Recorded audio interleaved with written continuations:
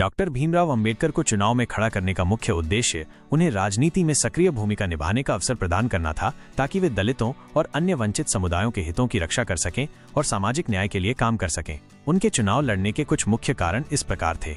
दलितों का प्रतिनिधित्व। डॉक्टर अंबेडकर दलित समुदाय के एक प्रमुख नेता थे और वे चाहते थे कि दलितों को राजनीतिक प्रतिनिधित्व मिले ताकि उनकी आवाज संसद में सुनी जा सके।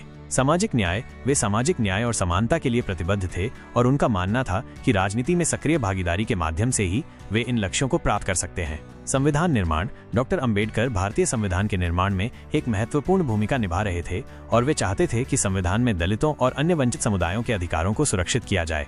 राजनीतिक सुधार। वे भारतीय राजनीति में सुधार लाना चाहते थे और एक ऐसे समाज का निर्माण करना चाहते थे जहां सभी नागरिकों को समान अवसर मिले।